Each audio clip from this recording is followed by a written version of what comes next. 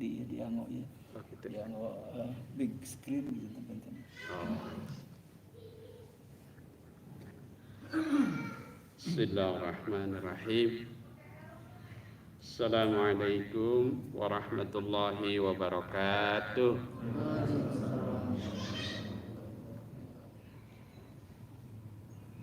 Alhamdulillahi rabbil alamin. Wa bihi nasta'inu ala umuri dunya waddin.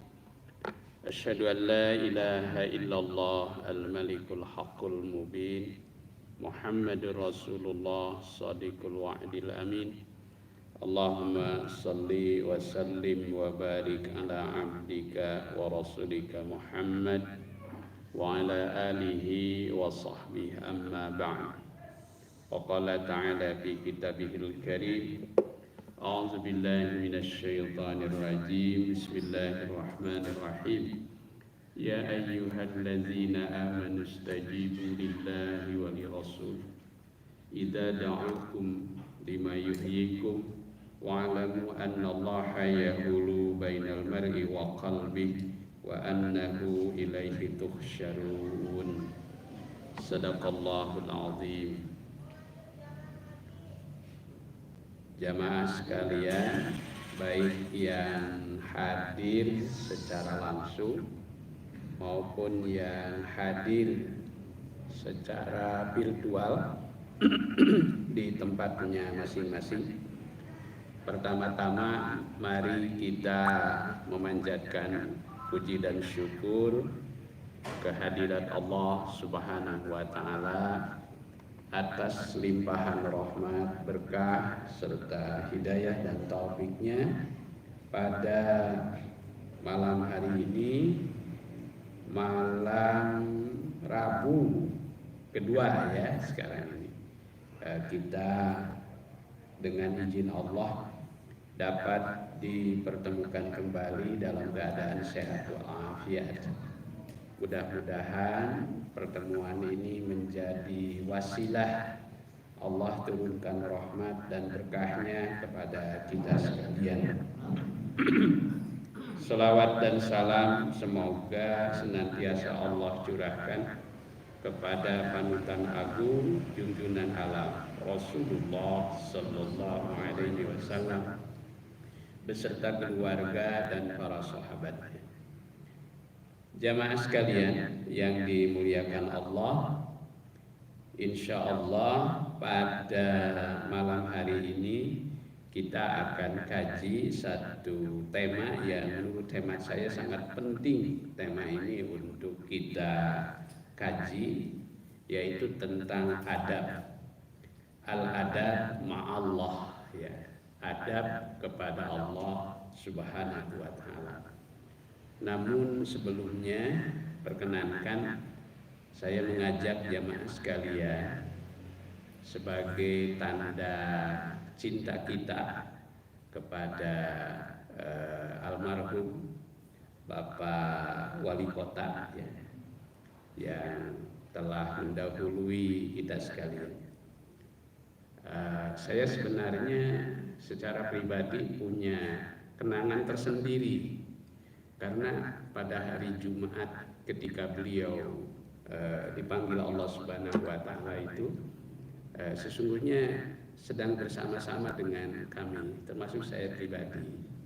Bahkan dengan izin Allah Subhanahu wa taala, qadarullah, saya yang diberi kepercayaan oleh teman-teman untuk melanjutkan khutbah beliau di Masjid Mujahidin Sancang itu ya.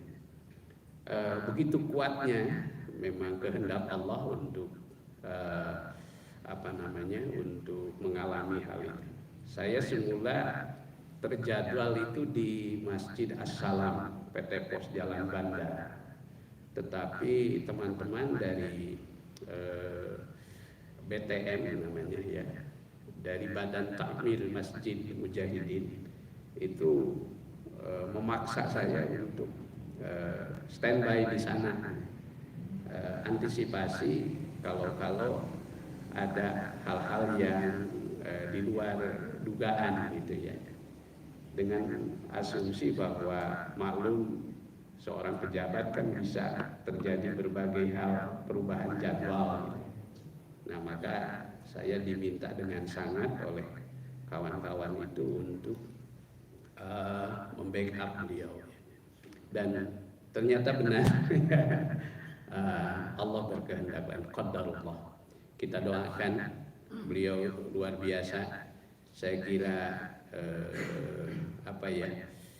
akhir hayat yang sangat indah ya, sungguh sangat indah. Kita turut doakan mudah-mudahan Bapak Haji Oded Muhammad Daniel ya, berada di tempat yang diridhoi Allah Subhanahu wa taala, diterima amal ibadah dan amal salehnya, diampuni dosa-dosa dan kehilapan. Allahumma ighfir lahu warhamhu wa'afihi wa'fu anhu wa akrim nuzulahu wa wasi madkhalahu wa agsilhu bil ma'i was salji wal barad. Allahumma naqqihi minal khataaya kama yunaqqa ath-thawbul abyadu minad danas wa abdilhu daran khairan min darihi wa ahlan khairan min ahlihi wa zawjan khairan min zawjihi. Allahumma adkhilhu al-jannah wa'idhu min azabil qabri wa min fitnatihi wa min azabin nar bi barakati ummil Qur'an. Al-Fatihah. A'udzu billahi minasy syaithanir rajim. Bismillahirrahmanirrahim. Alhamdulillahi rabbil alamin. Ar-Rahmanir Rahim. Maliki yaumiddin. Iyyaka na'budu wa iyyaka nasta'in. Ihdinas siratal mustaqim. Siratal ladzina an'amta 'alaihim ghairil maghdubi 'alaihim waladdallin. Amin. Baik, kita awali kajian ini dengan tema adab kepada Allah Subhanahu wa taala. Jadi adab ini saya sebenarnya sedang mengkaji secara intensif di pengajian pimpinan Muhammadiyah Kota Bandung, dan juga materi ini sedang disusun di Majelis Tabligh Muhammadiyah Jawa Barat, yaitu tentang al-adab al-yaumiyah. Jadi adab dalam kehidupan sehari-hari. Belajar adab itu sesuatu yang ternyata harus didahulukan sebelum kita belajar ilmu. Sampai ada seorang ulama yang mengatakan, saya belajar adab itu selama 30 tahun. Sementara belajar ilmu itu hanya 10 tahun. Bayangkan. Jadi begitu urgennya kita belajar adab. Dalam kitab suci Al-Quran, adab itu merupakan refleksi, pantulan dari apa yang disebut oleh para ulama itu sebagai tazkiyatun nafsi. Ya, tazkiyatun nafsi. Jadi dia itu merupakan refleksi, pantulan dari kesucian jiwa. Dan tazkiyatun nafsi ini adalah misi dari para nabi, misi seluruh para nabi di dalam dakwah dan risalahnya. Di semenjak Nabi Ibrahim alaihissalam terutama yang sangat menonjol, hingga junjungan kita Nabi Muhammad sallallahu alaihi wasallam. Semula kita bisa baca di surah Al-Baqarah ayat 129. Di sana nampak jelas sekali bahwa ketika Nabi Ibrahim dan putranya Nabi Ismail selesai membangun Ka'bah Baitullah, lalu beliau menyampaikan doa-doa penting, dan di ujung doanya itu beliau menyampaikan dalam tanda petik sebuah proposal kepada Allah Subhanahu wa taala. Beliau panjatkan dalam doanya itu begini, Rabbana wab'as fihim, wahai Tuhan kami, utuslah dari kalangan mereka, dari kalangan bangsa Arab, rasulan, seorang rasul ya, yang berasal dari kalangan mereka dengan 3 tugas pokok utama. 4 barangkali ya, 4 tugas pokok utama.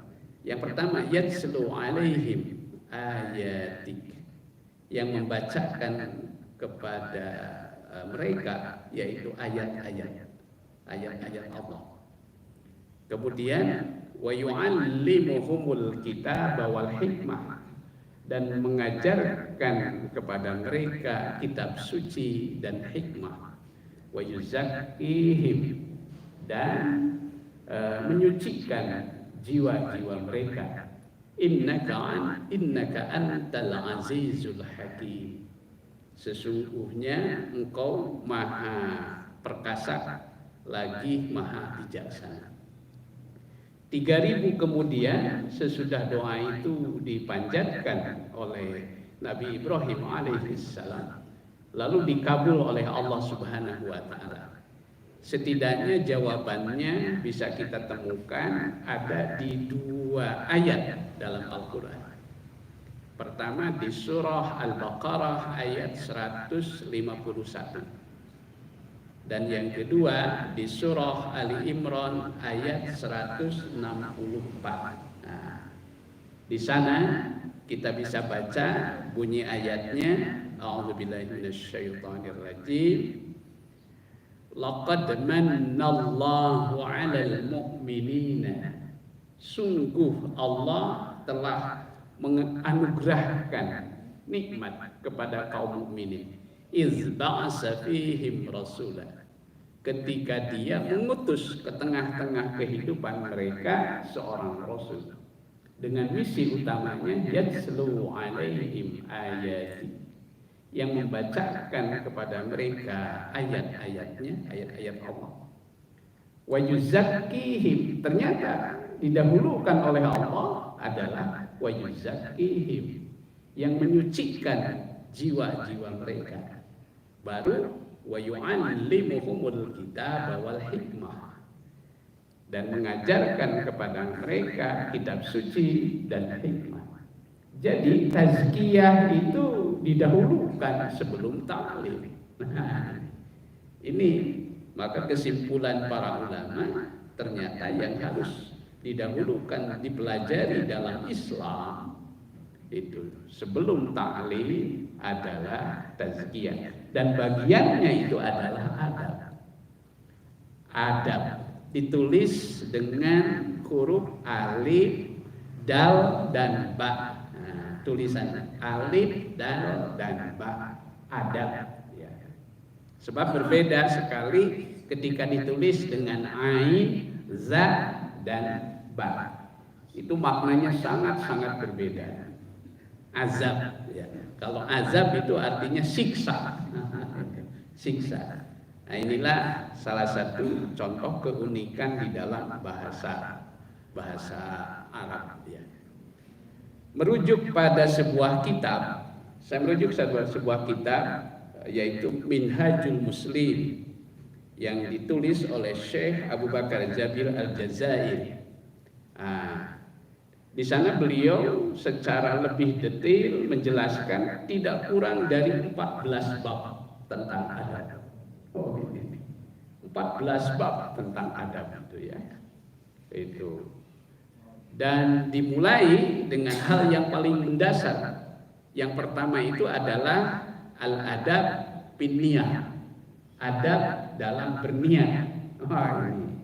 Adab dalam berniat. Beberapa waktu yang lalu sudah pernah kita singgung.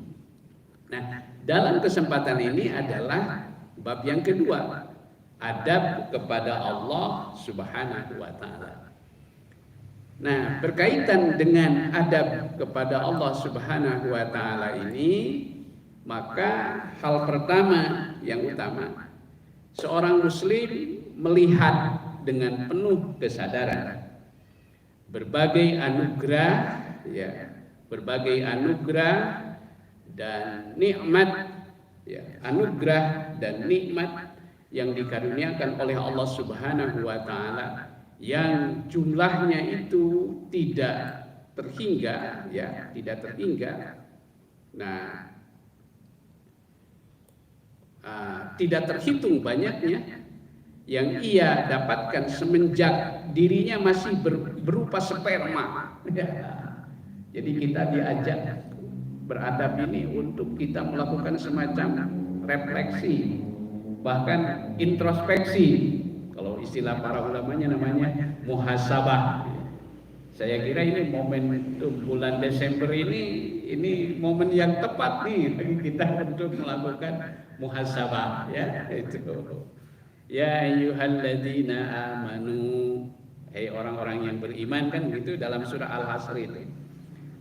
Ya ayyuhalladzina ya ayyuhalladzina amanu taqullaha wal tanzur nafsum ma qaddamat.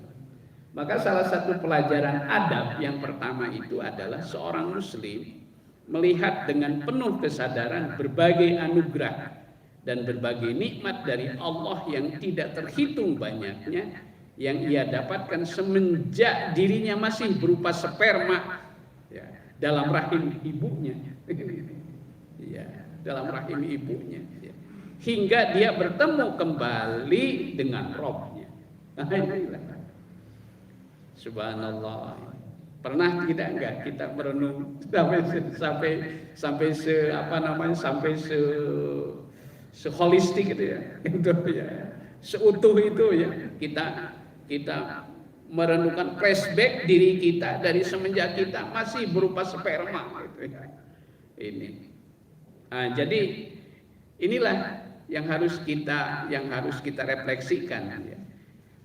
Kan periode kehidupan manusia secara reproduksi ya, itu asal muasalnya itu diceritakan lebih detail di dalam surah Al-Mu'minun ayat 12 sampai 14. Walaqad khalaqnal insana min sulalatin min tin summa khalaqnahu nutfatan. Nutfah, sperma itu dalam bahasa Al-Qur'an disebut namanya nutfah ya. Kemudian dia berkembang menjadi apa yang disebut namanya alaqah ya, segumpal darah, lalu dia kemudian bermetamorfosis menjadi apa yang disebut dalam Al-Quran itu namanya mudghah, segumpal daging. Lalu Allah Ta'ala kemudian memasukkan ke dalam segumpal fakasauna idhama lahman. Lalu Allah masukkan ke dalam segumpal daging itu adalah tulang, sehingga berbentuk menjadi satu manusia tersendiri. Summa ansha'nahu khalqan akhar. Kemudian aku tumbuhkan dia menjadi satu makhluk tersendiri. Nah, ini menurut penelitian para ulama kan itu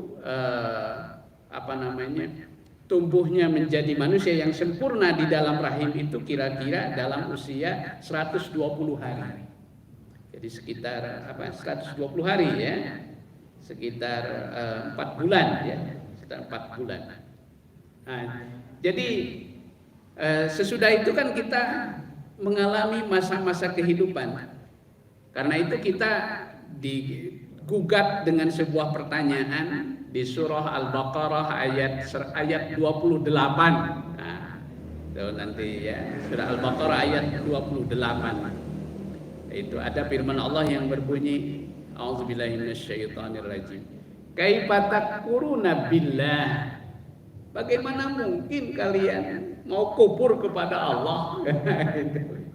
Tidak ada alasan bagi manusia untuk kufur kepada Allah. Kaifa takfuruna billah? Mengapa? Wa kuntum amwatan. Sedangkan kamu dulu semula itu berasal dari benda mati, air mani, sperma. Bahyakum. Lalu aku hidupkan kamu sekalian. Nah, kita sekarang masuk pada periode kehidupan yang kedua. Nah, kemudian sesudah kita mengalami periode kehidupan yang kedua ini, ya, sesuai dengan kuota umur masing-masing. Itu Pak Odet itu usianya 60 tahun kurang sedikit. Kelahiran 62 beliau itu, Pak Haji Imron. Ini Pak Haji udah berapa, Pak? Ya. Insyaallah ya. Fa'ahyakum. Kemudian aku hidupkan kamu sekalian. Kita masuk periode kehidupan yang kedua. Summa yumitukum. Kemudian kamu sekalian aku matikan. Mati. Nanti kita semua akan menjadi makhluk yang mati ya. Dan kita berada di satu alam yang disebut namanya alam barzakh. Alam barzakh itu alam yang sudah keluar dari dunia tetapi belum sampai ke akhirat. Alam transisi. Ya, summa yumitukum. Summa yumitukum. Kemudian sesudah itu summa yuhyikum. Lalu aku hidupkan kembali kamu sekalian, yaitu nanti dibangkitkan. Ya. Dibangkitkan setelah menjadi tulang belulang. Maka kalau orang-orang yang tidak beriman itu mereka baru kaget itu sesudah nanti mereka dibangkitkan. Ya, itu min marqadina hada gitu. Siapa yang membangkitkan aku dari tempat tidur ini? Min marqadina hada maw'adar rahman wa sadaqal mursalun. Ada di surah Yasin itu ya. Surah Yasin. Nah, jadi disinilah seorang muslim sangat menyadari berbagai anugerah dan nikmat dari Allah yang tidak terhitung banyaknya yang ia dapatkan semenjak dirinya masih berupa sperma dalam rahim ibunya hingga dia kembali kepada Rabbnya. Maka kemudian dia bersyukur kepada Allah melalui lisannya. Ini. Jadi adab kepada Allah itu yang pertama adalah bersyukur. Bersyukur melalui lisannya. Bagaimana cara kita bersyukur melalui lisan? Yaitu dengan kita memperbanyak zikrullah. Ya, salah satunya adalah kita memperbanyak membaca alhamdulillah.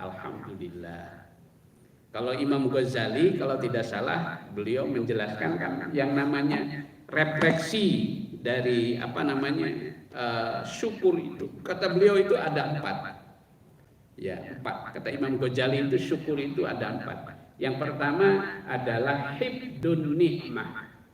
Memelihara nikmat. Cara kita bersyukur itu. Yang pertama hibdun nikmah.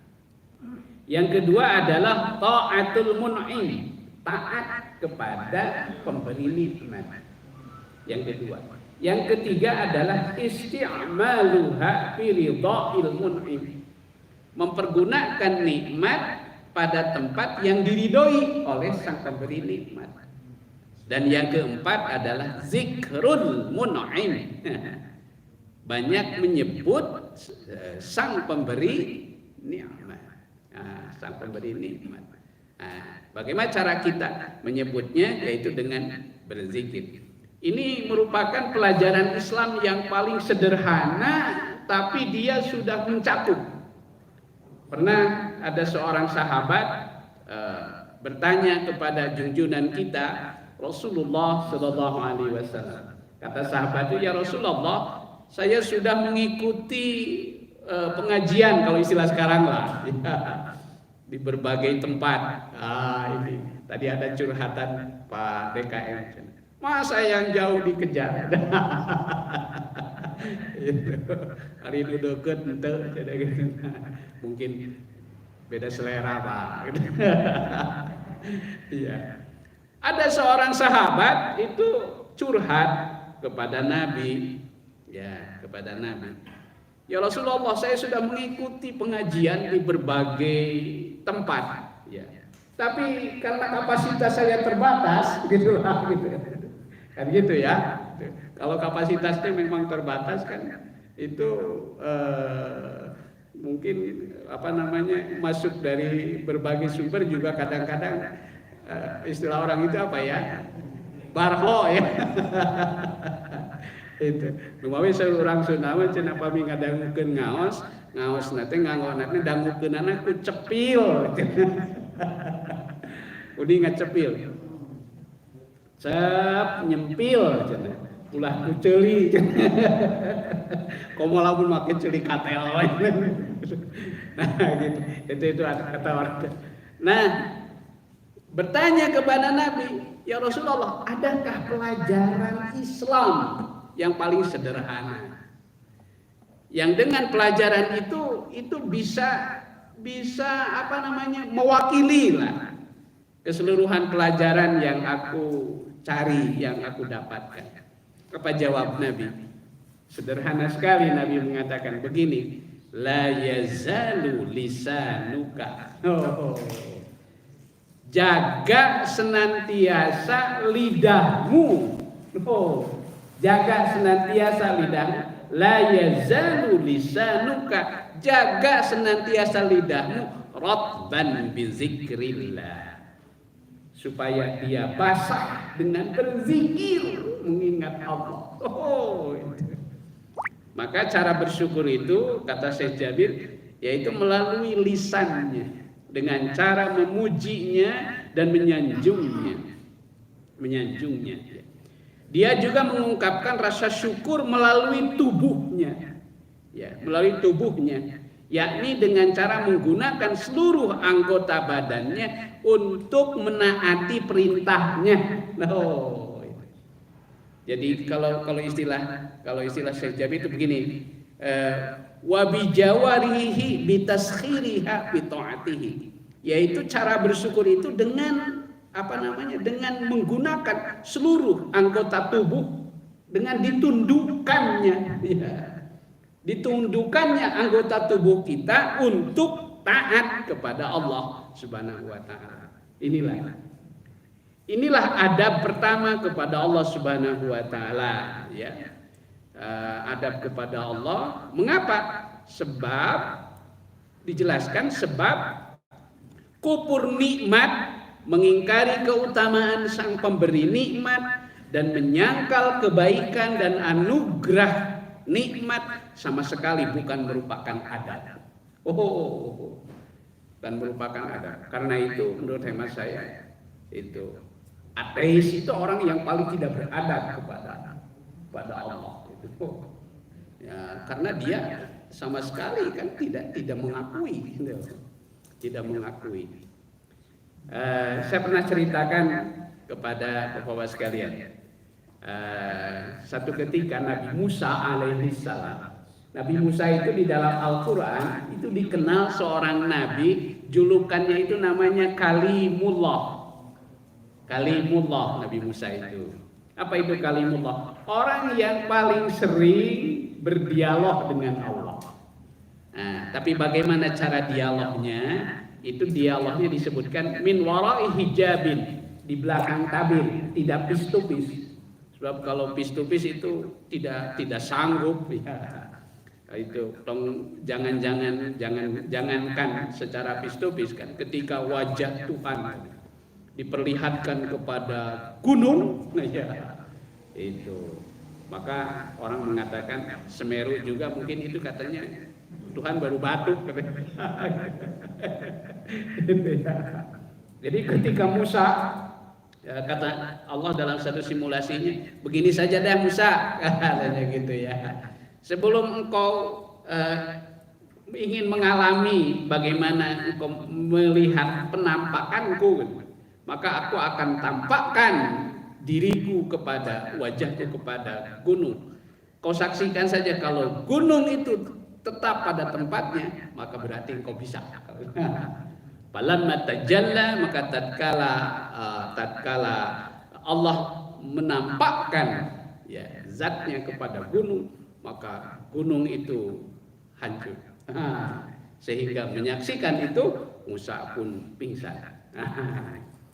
Nah, jadi Musa sering berdialog dengan Allah, tapi dialognya min wara'i hijabin. Satu ketika Musa tanya begini dalam satu riwayat kepada Allah Subhanahu wa taala, "Ya Rabb, bagaimana sih cara bersyukurnya bapak kami Adam kepadamu?"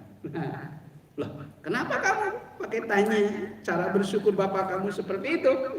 Ya kan bapak kami itu, ya Allah, Engkau sudah mengistimewakannya dengan memberikannya beberapa fasilitas. Pertama, dia telah kau ciptakan langsung model aslinya. Gitu. Allah itu, Adam itu diciptakan model aslinya, masternya. Jadi kalau kita mau fotokopi, nggak fotokopinya pun sudah nggak karuan kita. Ya sudah nggak karuan. Makanya kita sudah turunan keberapa gitu. Itu. Nah, yang kedua, sesudah engkau ciptakan dia dengan sempurna, lalu Adam, kau angkat dia menjadi khalifah.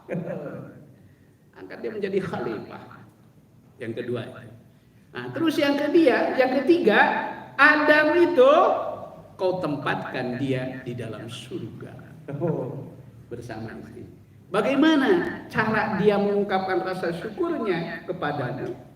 Dijawab oleh Allah. Rasa syukur dia, cara Adam mengungkapkan rasa syukur kepadaku, dia sangat sederhana. Yaitu apa? Dia mengakui, menyadari bahwa seluruh nikmat yang dia peroleh berasal dariku.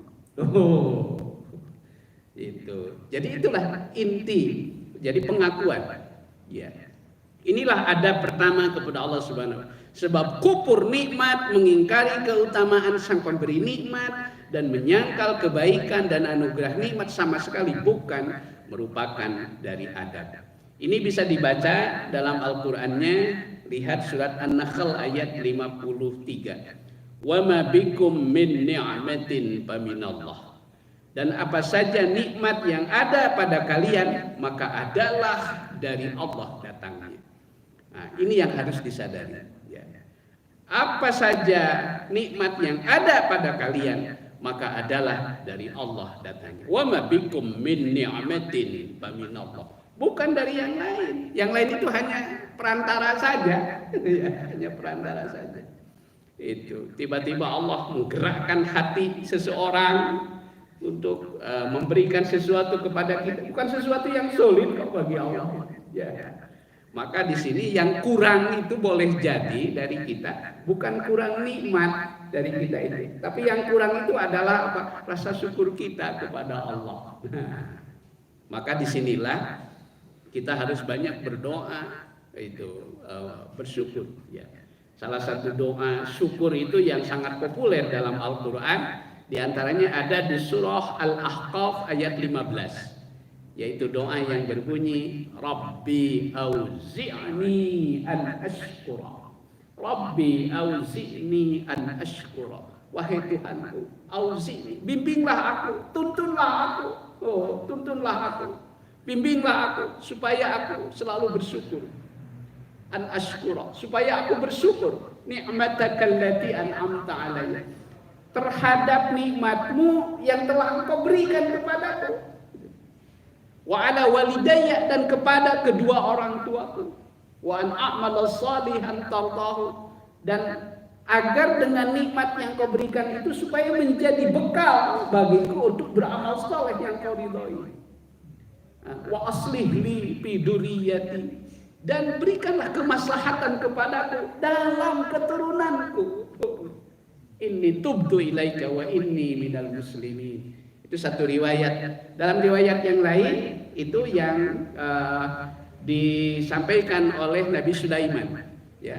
Kalau dari riwayat Nabi Sulaiman, Rabbi auzi'ni an ashkura ni'mataka allati an'amta alayya wa ala walidayya wa an a'mala salihan tardahu wa adkhilni bi rahmatika fi ibadikas salihin. Itu ada di surah An-Naml.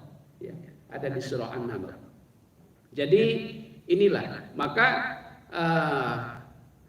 suatu ketika sering saya sampaikan hadis ini, ya, sambil Nabi memegang tangan sahabatnya namanya Mu'ad bin Jabal radhiyallahu anhu.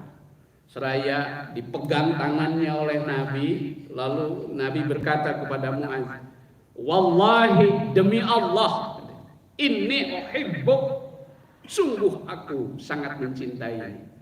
Oh, kalau seseorang sudah mendapatkan pernyataan itu dari Nabi, wah rasanya yang lain itu sudah wallahi inni uhibbuk Usika ya Mu'az, aku wasiatkan padamu wahai Mu'az, la tada'anna, jangan sekali-kali kamu tinggalkan fi kulli duburis salat, dalam setiap selesai salat baca oleh kamu doa, Allahumma a'inni ala zikrika wa syukrika wa husni ibadatika. Ya Allah, tolonglah aku, bimbinglah aku supaya aku selalu mengingatmu, supaya aku selalu bersyukur padamu.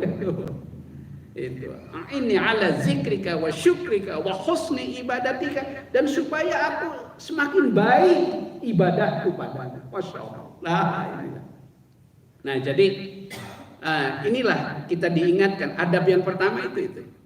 Nah, di ayat lain Allah Ta'ala berfirman, wa in ta'uddu ni'matallahi la tuhsuha, jika kamu menghitung nikmat Allah, tidaklah dapat kalian menghinggakannya.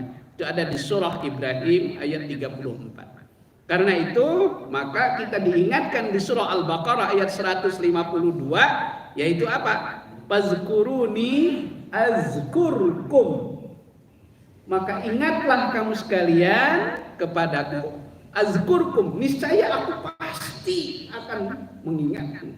Fazkuruni azkurkum, ya, washkuruli wala takfurun, dan bersyukurlah kamu kepadaku, wala takfurun, dan jangan sekali-kali kalian mengingkari nikmatku. Inilah saya kira ya. Nah, mudah-mudahan ini akan menjadi semacam refleksi, pengingat, penyadar husna bagi saya sendiri dan kita sekalian, sehingga kita benar-benar beradab kepada Allah. Itu yang pertama itu rumasa, orang kejelasan itu orang kena rumasa, orang rumasa di pasihan nikmat, ya kenikmatan sanes tinu sanes, itu kita hakikatnya diberikan. Saya kira ini menjadi obat mujarab sekali dalam menghadapi situasi saat ini, ya, ketika kita mengalami, ketika banyak orang mengalami apa yang saya sebut sebagai apa yang namanya, punten, mudah-mudahan kita tidak mengalaminya, kebangkrutan spiritual. Jangan sampai kita mengalami apa namanya, kebangkrutan spiritual. Ya, nauzubillah, summa nauzubillah. Baik, kita isya jam berapa? 1 menit lagi, ya 1 menit lagi. Baik, kita juga tidak akan dikejar dengan ini, jadi saya akan perlahan-lahan saja menjelaskannya, ya, biar kita bersharing saja. Lawang kita tidak dikejar ini, tidak dikejar deadline. Ya, tidak dikejar. Yang paling penting sedikit-sedikit tapi bisa meresap ke dalam hati kita sekalian. Baik, nanti kita akan lanjutkan, ya, yang kedua. Nah, adab yang kedua yaitu ini, ya, seorang muslim memandang bahwa yang telah diperbuat oleh Allah Subhanahu wa Ta'ala atas dirinya, serta perhatian Allah pada seluruh keadaannya. Jadi kita, seorang muslim sangat menyadari bahwa apa yang kita lakukan itu hakikatnya adalah merupakan apa ya, kita dipantau oleh Allah. Bismillahirrahmanirrahim, masyaallah, la yasukul khaira illallah, kan kita ada konon katanya itu bismillah Nabi Khidir alaihi salam. Ya. Jadi seorang muslim memandang bahwa apa yang telah diperbuat oleh Allah atas dirinya serta perhatian Allah pada seluruh keadaannya, sehingga dia memenuhi hatinya dengan apa yang disebut namanya khasyah. Ada satu doa tentang khasyah ini. Ya, ada satu doa yang diajarkan Nabi tentang khasyah. Allahumma qsim lana min khasyatika. Ya Allah, bagikanlah kepadaku sedikit saja dari rasa khasyah kepadamu. Wah, Masya Allah, ini khasyah. Baik, apa itu khasyah? Nanti kita akan jelaskan lebih lanjut setelah kita simak terlebih dahulu azan berikut ini. Mangga dipersilahkan.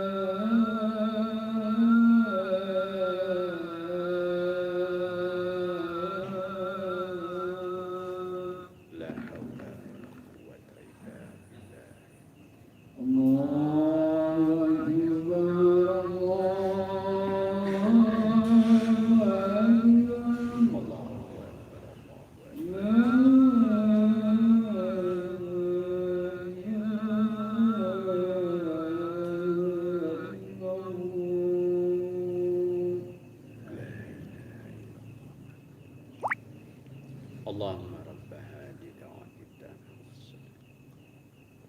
ati Muhammadan al-wasilata wal fadilata wa ba'd. Baik, kita lanjutkan. Poin yang kedua,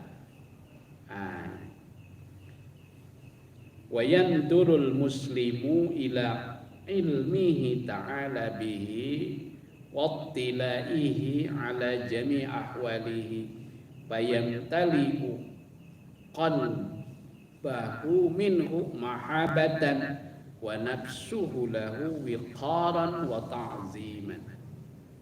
Seorang muslim juga memandang bahwa apa yang telah diperbuat oleh Allah Subhanahu wa taala atas dirinya serta perhatian Allah pada seluruh keadaannya sehingga dia memenuhi hatinya. Kalau Syekh Jabir menggunakan bahasanya itu mahabatan, ya, menggunakan bahasa mahabatan, mahabatan wa nafsuhu lahu wiqaran wa ta'ziman. Tapi secara simpel saya ganti dengan istilah khasyah. Apa itu khasyah?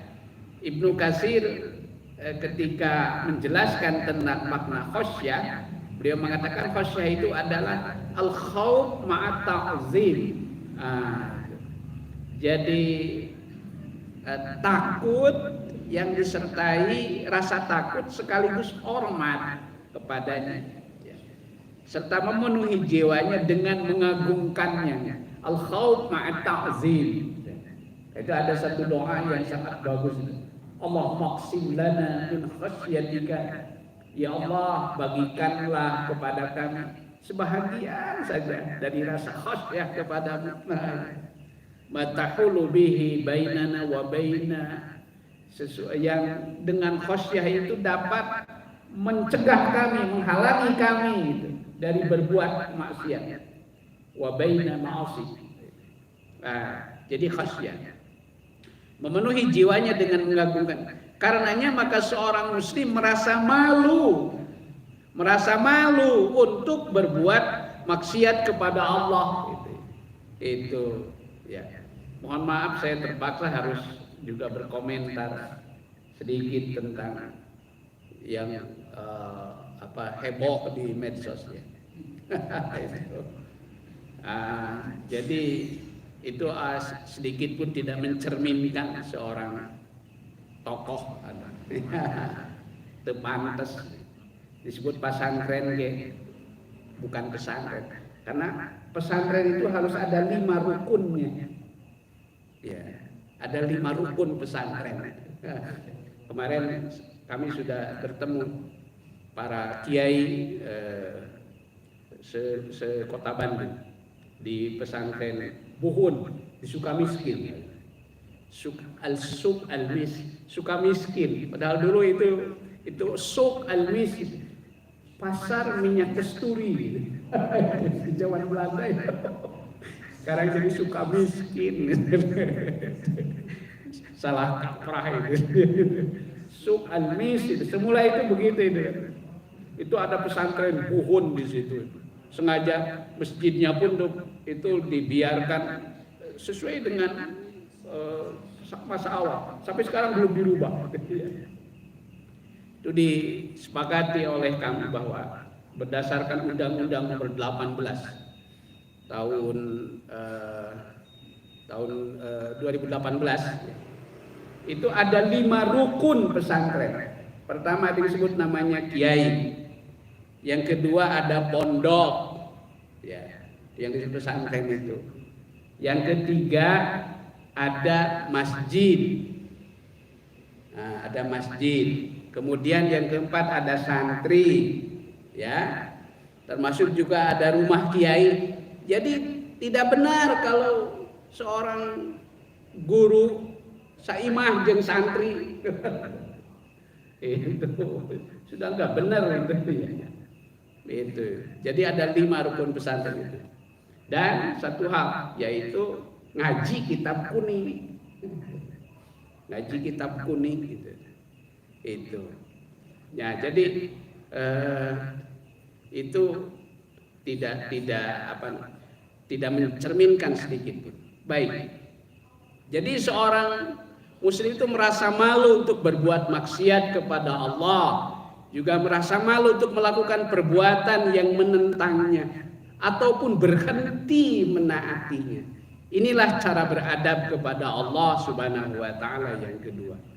Sebab sama sekali dinilai tidak beradab jika seorang hamba mendurhakai Allah Subhanahu wa taala secara terang-terangan. Atau membalas kebaikan tuannya dengan perbuatan buruk dan hina, sementara tuannya melihat keberadaannya secara langsung. Nah, ini kita disesekakeun cek urang Sunda. Di beberapa ayat dalam Al-Qur'an Allah taala berfirman, "Malakum la tarjuna lillahi waqara wa qad khalaqakum atwara."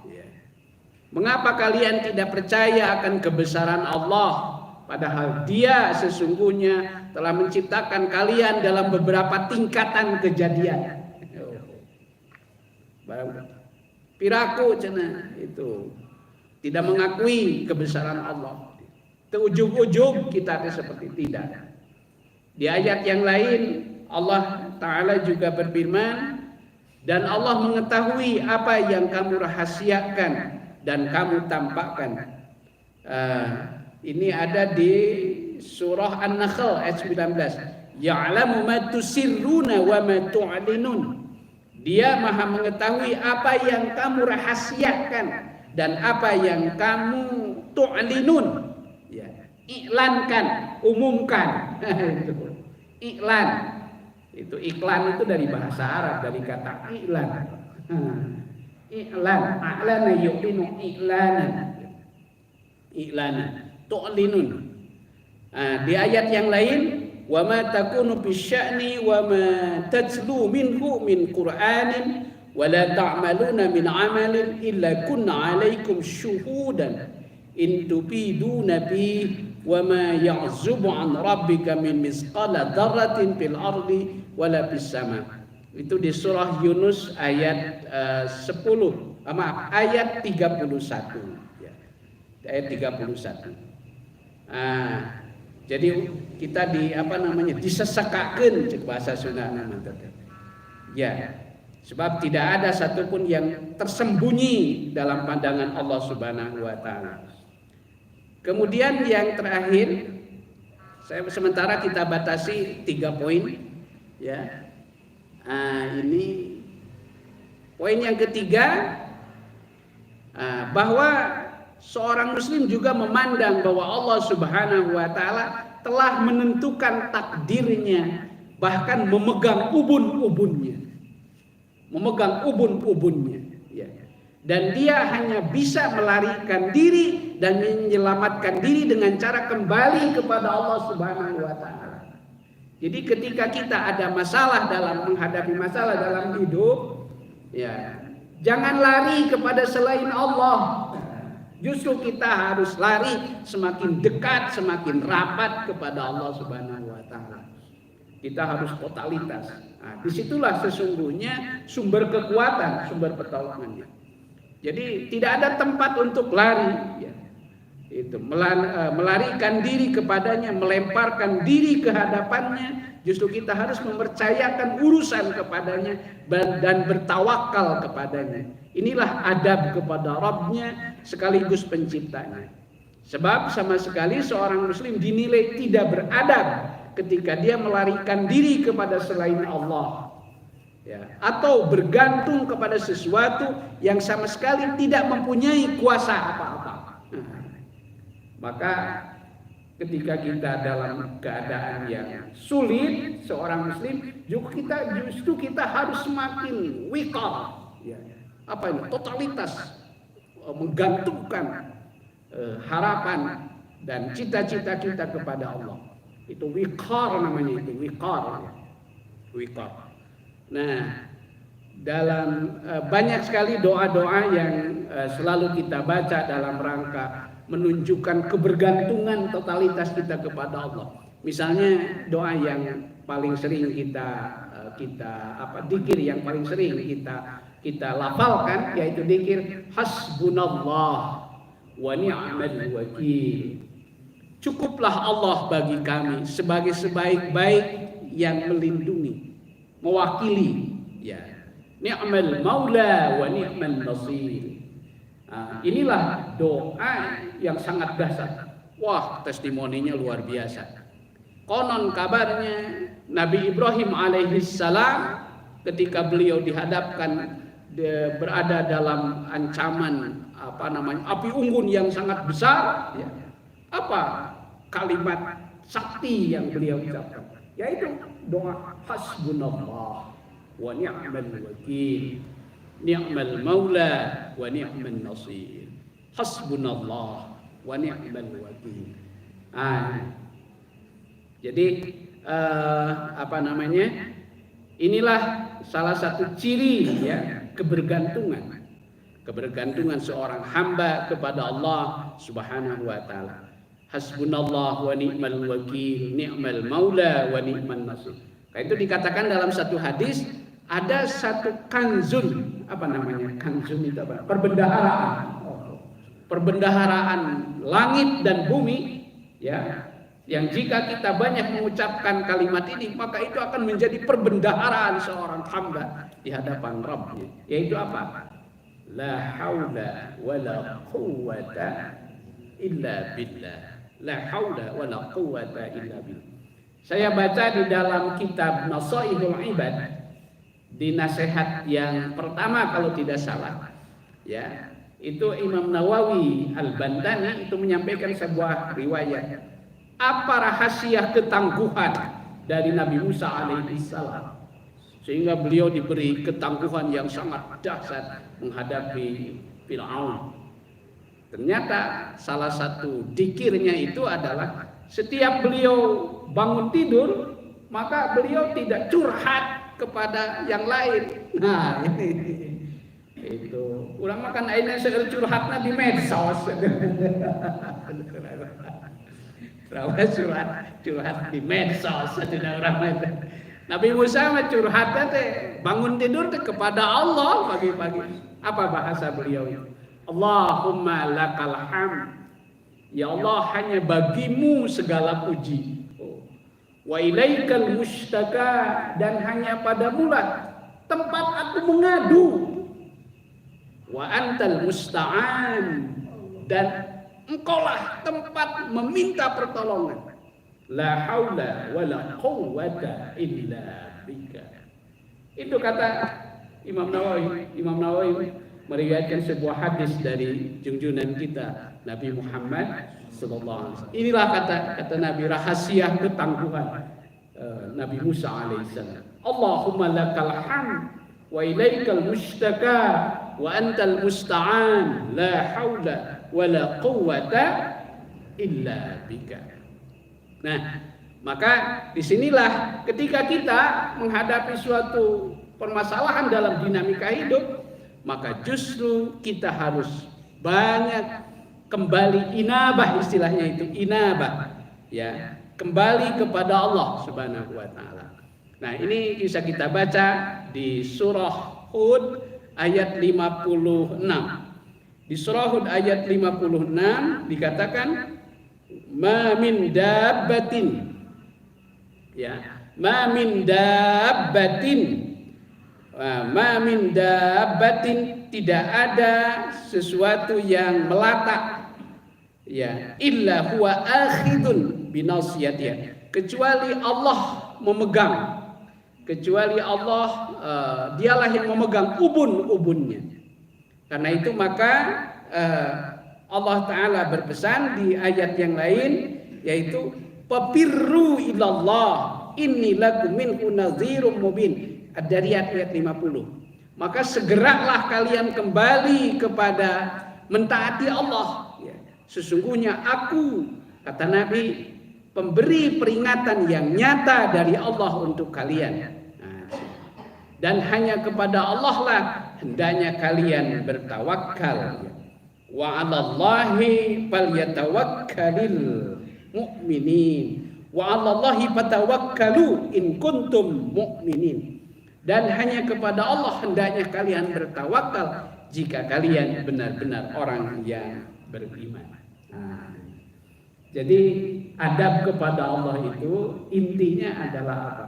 Intinya kita justru menguatkan keimanan kita, keyakinan kita, ketauhidan kita kepada Allah Subhanahu wa taala. Ada 2 poin lagi yang belum tersampaikan ya. Insyaallah nanti kita akan lanjutkan pada kesempatan berikutnya. Karena itu saya kasih di sini adalah bersambung.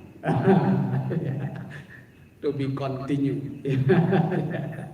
Mudah-mudahan sekali lagi ini menjadi semacam pemantik ya, khususnya bagi saya pribadi, dan mudah-mudahan juga memberikan berkah dan manfaat bagi bapak-bapak, ibu-ibu, saudara-saudaraku, jamaah sekalian yang dimuliakan Allah Subhanahu wa taala.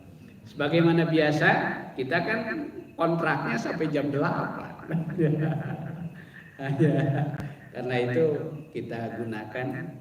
Monggo kalau ada pertanyaan, disilahkan. Apakah adab itu bisa datang dari hasil pemikiran atau budaya, ataukah itu diaturkan oleh Allah sendiri? Oke. Waduh, ini pertanyaan bagus sekali ya. Baik. Adab itu sesungguhnya yang asli ya. Yang asli, yang ori. Yang ori itu dituntunkan oleh Allah Subhanahu wa taala. Ini sebagaimana disabdakan langsung oleh junjungan kita Nabi Muhammad sallallahu alaihi wasallam. Rasulullah SAW bersabda begini, Adabani Rabbi. Adabani Rabbi. Tuhanku telah mendidik aku dengan adab. Jadi Nabi Muhammad itu langsung dididik oleh Allah Ta'ala. Karena itu maka bagaimana kita belajar adab ini ya kita mengikuti tuntunan yang Allah sampaikan kepada junjungan kita Nabi Muhammad SAW melalui wahyu. Adabani Rabbi fa ahsana ta'diban. Tuhanku telah mendidik aku dengan adab. Jadi langsung Nabi itu dididik langsung oleh Allah dengan adab. Fa ahsana ta'diban. Ya. Maka itulah adab, didikan adab yang terbaik. Contoh misalnya yang dicontohkan dalam Al-Quran tentang tuntunan adab. Misalnya kita bisa belajar dari Luqmanul Hakim. Ya, di situ tuntunan akhlak dan sekaligus adab karena sudah ada tuntunan praktisnya. Tuntunan praktisnya. Ketika Luqman berwasiat kan, ya bunayya la walaqad ataina Luqmana hikmata an syukur billah. Nah, sama kan? Syukur kepada Allah. Wa may yashkur fa innama yashkuru li nafsi. Nah, kemudian ketika itu kan lalu Luqman mewasiatkan kepada putranya yaitu apa? Ya bunayya la tusyrik billah. Inna syirka la zulmun adzim. Tapi Luqman juga mengajarkan kepada putranya itu ketika kita berhadapan dengan orang tua, yang berbeda akidah dengan anaknya yang sudah menemukan keyakinan yang benar, tapi tetap diajarkan supaya berperilaku baik. Wa in jahadaka ala an tusyrika bi ma laysa laka bihi ilmun. Dalam hal akidahnya kan begitu. Fala tuti'huma, ya. Maka janganlah kamu dalam hal keyakinannya itu jangan kamu taati mereka berdua. Tapi dalam pergaulan sehari-hari wasahibhuma fid dunya ma'rufa. Dan pergaulilah mereka berdua di dunia dengan cara yang ma'ruf. Ya. Cara yang ma'ruf. Ma'ruf itu apa? Nah, ini perlu saya jelaskan tentang ma'ruf. Dalam beberapa penjelasan tafsir ya, itu memang jumhur mufassir itu menjelaskan batasan ma'ruf itu adalah ma istahsanahu syar'u wal aqlu. Sesuatu yang dinilai baik oleh syariat dan akal sehat. Tapi Al-Baghawi itu menambahkan standar nilai baiknya itu selain baik menurut syariat juga baik menurut akal sehat Ya, beliau menambahkan satu lagi, wal urfu, yaitu tadi budaya setempat. Karena itu juga kearifan lokal itu diakomodir, tapi dengan syarat bahwa kearifan itu tidak bertentangan dengan akal sehat dan tidak bertentangan dengan syariat. Begitu ya. Jadi diakomodir ada tuntunan. Nah, ini kaitannya dengan bagaimana kita perilaku adab yang sifatnya kan sifatnya lokal gitu ya. Nah, itu diakui tapi dengan syarat sepanjang tidak bertentangan dengan syariat dan akal sehat. Ya. Karena itu jika ada tuntunan adat yang bertentangan dengan syariat dan akal sehat, maka itu otomatis dia tidak diakomodir, gitu ya. Itu wallahu taala a'lam. Demikian saya kira ya. Maka barangkali masih ada yang lain. Silakan.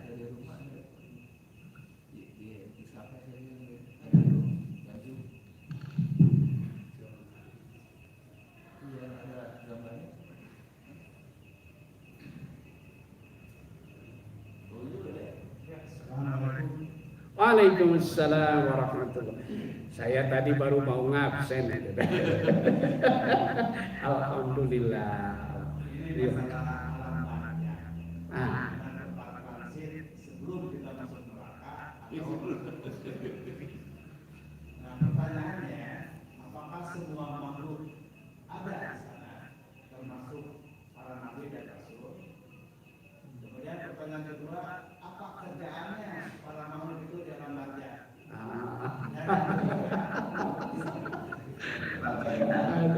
Dan yang ketiga itu apa yang diceritakan di dalam Al-Quran itu, seperti masuk neraka, disiksa begini, apakah itu sudah terjadi atau hanya merupakan gambaran? Terima kasih. Waalaikumsalam warahmatullahi wabarakatuh. Jadi kalau barzakhun itu sekali lagi barzakhun itu alam transisi, ya. Alam transisi maksudnya dari alam dunia sudah keluar, tapi ke akhirat belum sampai. Nah, bagaimana gambaran suasana kehidupan di alam barzakh? Nah, ini tentu terpulang kepada masing-masing. Kalau bagi seorang mukmin yang saleh, keberadaan mereka di alam barzakh itu antara lain dikatakan yaitu dia mendapatkan satu suasana yang disebut namanya raudhatun min riyadil jannah. Jadi mereka mendapati satu raudhah, satu taman, ya, satu taman dari taman surga. Jadi sudah semacam serambi lah kira-kira ya, gitu. Raudhatun min riyadil jannah. Tapi sebaliknya, bagi orang-orang yang tidak beriman, ya, tidak beriman atau bagi orang yang mukmin tapi berdosa, maka digambarkan dalam salah satu riwayat itu dikatakan istilahnya khufratun min khufratin nar. Jadi dia berada dalam satu khufrah. Apa itu khufrah? Itu satu jurang dari jurang api neraka. Jadi gambaran suasananya itu seperti itulah kira-kira ya. Nah, tentu dia belum mengalami keadaan yang sebenarnya itu baru permulaan ya, baru permulaan. Ini kalau secara umum. Nah, lalu bagaimana para nabi di sana juga para kekasih Allah Subhanahu wa taala? Tentu mereka mendapatkan kenikmatan yang permulaan. Bahkan ada riwayat lain mengatakan mereka itu disebutkan dalam Al-Quran, Pak. Itu di surah Ali Imran ayat 170-an. Ketika Allah Ta'ala berfirman, وَلَا تَحْسَبَنَّ الَّذِينَ قُتِلُوا فِي سَبِيلِ اللَّهِ أَمْوَاتًا.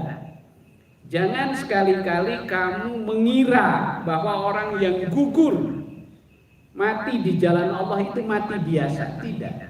Bal ahya'un, melainkan mereka itu hidup, katanya. Hidup, ya. Inda rabbihim, di sisi Tuhan mereka, yurzaquna, mereka terus-menerus mendapatkan rezeki. Farihina, mereka senang bima atahumullah min fadlih, dengan apa yang Allah berikan kepada mereka dari karunia-Nya. Bahkan kalaulah mereka mereka berkesampaian, mereka itu ingin wa yastabshiruna, menyampaikan berita gembira dengan apa yang mereka rasakan itu kepada kita lah, menyampaikan berita kepada kita billadzi lam yalhaqu bihim, ya. Kepada orang-orang yang akan menyusul di kemudian kepada kita. Apa berita gembiranya? Yang paling pokok, alla khaufun alaihim wa lahum yahzanun. Jangan takut, jangan sedih, itu jangan takut, jangan sedih, ya. Itu jadi bagi mereka yang istiqomah itu kan begitu, Pak. Berita gembiranya banyak ayat-ayat di dalam Al-Quran. Bahkan ketika menjelaskan ayat ini ada beberapa riwayat hadis. Jadi orang-orang para syuhada, mereka yang gugur di jalan Allah itu dalam keadaan syahid, ya. Mereka itu ruh-ruhnya itu ditempatkan di satu tempat, yaitu lampu-lampu yang bergantungan, ya. Itu dalam ini Kemudian pada beberapa kesempatan yang lain, ruh-ruh mereka itu masuk ke dalam paruh-paruh burung berwarna hijau. Kemudian mereka diajak untuk mengelilingi indahnya alam Tuhan. Itu ya. Sampai dikatakan demikian, ya. Nah, jadi itulah gambarannya tentang suasana alam. Mereka itu hidup di sana itu memperoleh kehidupan yang sesungguhnya, ya, kenikmatan yang sesungguhnya, ya. Walaupun nanti tentu kenikmatan yang hakiki, yang totalitas, yang 100%, yaitu nanti di akhirat, ya. Nanti di akhirat. Kira-kira demikian, ya. Kemudian tadi yang ketiga ini, Pak, neraka, ya. Oke, neraka surga ini. Oke, ya, baik. Jadi neraka dan surga ini adalah bagian dari akidah, keimanan seorang mukmin. Jadi seorang mukmin itu harus yakin dan percaya bahwa Allah menciptakan surga dan neraka, ya. Allah menciptakan surga dan neraka. Apakah itu hanya sebuah ilustrasi atau bagaimana? Nah, mengenai hakikatnya surga dan neraka itu tentu manusia yang hidup di zaman sekarang itu memiliki keterbatasan, Pak, untuk bisa menangkap tentang hakikatnya, ya. Al-Quran sendiri mengenai menggambarkan kenikmatan surga itu hanya digambarkan mala ainun ra'at wala udhunun sami'at wala khutir ala qalbi bashar. Jadi sesuatu yang sulit digambarkan dengan indahnya pandangan kita, ya. Itu mungkin suatu saat kita mendengarkan satu suara yang sangat indah, lalu kita mengatakan, oh ini barangkali nanti gambaran surga. Enggak sampai. Bahkan ketika kita mengimajinasikan sesuatu keindahan yang ada di alam pikiran kita, itu pun tidak akan sampai kepada hakikat yang sesungguhnya, ya. Jadi digambarkan dalam hadis itu begitu, mala ainun ra'at wala udhunun sami'at wala khutira ala qalbi bashar. Jadi kalaupun ada gambaran-gambaran di dalam Al-Quran itu hanya semacam ilustrasi untuk mendekatkan kepada alam pemikiran manusia yang hidup di dunia yang terbatas alam pikiran, tidak menunjukkan hakikat yang sesungguhnya. Ya, kira-kira demikian saya kiranya mengenai hakikat surga dan neraka. Tapi yang jelas dia adalah merupakan bagian dari akidah, keyakinan. Karena itu kita harus memohon kepada Allah. Nabi mengajarkan doa supaya kita memohon surga. Allahumma inna nas'alukal jannah wa ma yuqarribu ilaiha min qawlin wa amalin wa niyatin wa i'tiqad, wa na'udzubika minan nar wa ma yuqarribu ilaiha min qawlin wa amalin wa niyatin wa i'tiqad. Kita harus meminta surga. Kita meminta surga dan kita meminta jalan dimudahkan menuju surga, baik berupa keyakinan kita, kemudian berupa amal kita dan tekad perbuatan kita. Kemudian juga kita harus berlindung kepada Allah. Maka salah satu ciri hamba Allah yang disebut namanya ulul albab atau ibadur rahman, itu dikatakan dalam Al-Quran, yaitu siapa? Mereka adalah golongan yang selalu berlindung dari azab api neraka. Rabbana srif anna azab jahannam inna azabaha kana gharama innaha sa'at mustaqarra wa muqama. Begitu jadi salah satunya ya. Wallahu taala alam. Baik, barangkali masih ada. Oh iya. Silakan. Jadi pertanyaannya, kalau begitu saat ini belum ada penghuninya ya surga dan neraka. Untuk saat ini tentu yang baru diberikan oleh Allah adalah barzahnya itu. Jadi masih kosong, surga dan neraka itu masih kosong. Iya masih kosong ya. Lihat sejarah Nabi Adam. Iya. Tadinya menghuni surga. Apakah hanya berdua di surga itu atau ada Ya. lain? Artinya ketika Adam dan Hawa, Ya. surga kosong gitu. Oke. Jadi Ya. kalau misalnya Nabi SAW katanya melihat surga, melihat neraka juga. Nah, apa itu seperti memperhatikan kamu gitu ya, ilustrasi. Itu sudah ada yang dihukum gitu, menjadi pertanyaannya gitu. Oke. Atau sudah ada yang menikmati.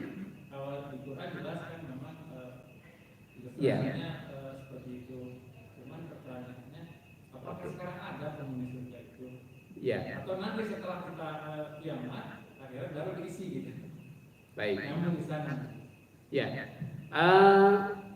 Mengenai surga dan neraka, apakah dia sudah ada penghuninya atau belum saat ini? Tentu itu nanti diputuskan setelah hari kiamat, Pak.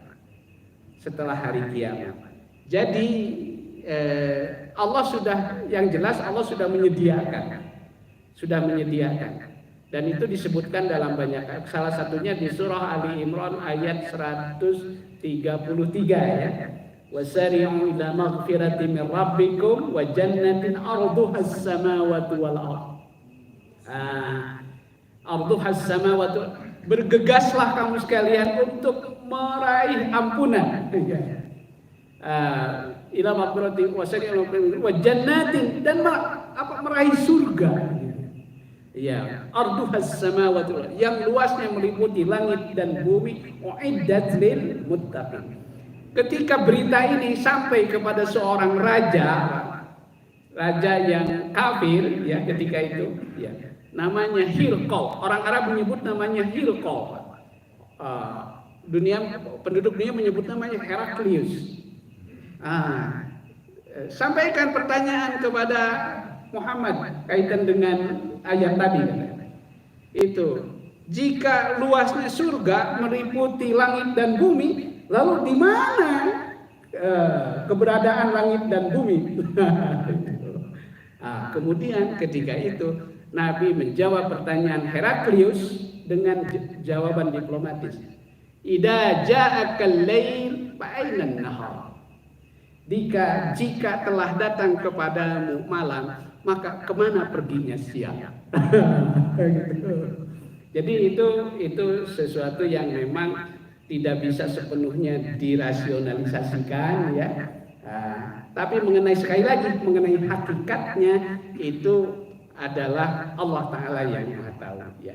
Hakikatnya mengenai hakikat. Karena itu surga dan neraka itu disepakati oleh para ulama itu termasuk dari ghaib, perkara yang ghaib ya. Alladzina yu'minuna bil ghaib, termasuk perkara yang ghaib. Dalam arti bahwa surga neraka itu ada, nah, tapi bagaimana hakikatnya? Sekali lagi hakikatnya adalah Allah Ta'ala yang maha tahu. Nah, kemudian apakah sekarang sudah ada yang menghuninya? Tentu penghuninya nanti sesudah diputuskan. Lalu muncul pertanyaan tadi, bagaimana kaitan dengan surga yang pernah didiami oleh Nabi Adam alaihissalam? Sebagian ulama menjelaskan bahwa itu adalah sebahagian dari miniatur.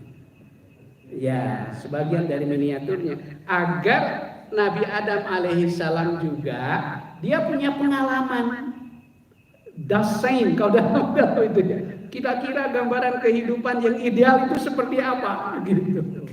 Nah, dan dari pengalaman itulah setelah Adam dan Hawa turun ke bumi, maka ia pun mencita-citakan itu gambaran keindahan surga di bumi ini. Tapi bedanya apa?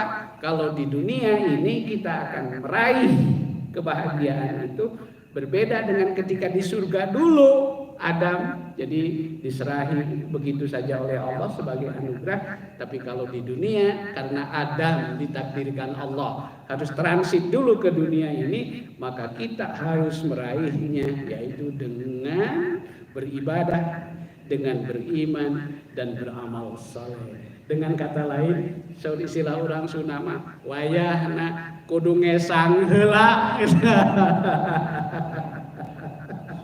Gitu. Wallahu ta'ala alam ya. Mudah-mudahan tidak puas ya. Oke. Iya. Ketika Nabi Isra Mi'raj dan Nabi surga, jadi Nabi itu dari itu surga itu ada. Isra Mi'raj. Kenapa? Nabi Muhammad SAW. Oh iya. Ya, itu semacam saya kira gambaran. Gambaran ya. Itu Nabi diperlihatkan oleh Allah. Diperlihatkan ya semacam ya gambaran lah ya, gambaran. Bahkan pernah satu ketika ada riwayat begini Pak, bukan hanya dalam peristiwa Mi'raj ya. Pernah satu ketika Nabi sholat gerhana bulan ya, sholat gerhana bulan. Nah rupanya saking panjangnya bacaan yang dibaca oleh Nabi sampai Allah perlihatkan itu gambaran surga itu Pak, hingga buah yang ada di surga itu diperlihatkan begitu dekatnya, sehingga ketika sholatnya Nabi itu nyaris mau mengambilnya begitu didekatkan ya. Jadi itu sekali lagi itu adalah imanin. Satu pemandangan khusus yang ini sebuah ilustrasi. Para sahabat Nabi begitu jelasnya melihat gambaran surga sampai ketika mereka baca ayat-ayat Al-Quran yang bercerita tentang surga dan neraka, mereka seakan-akan melihat pemandangan nyata. Di situ artinya ada apa? Ada kekuatan iman. Gitu.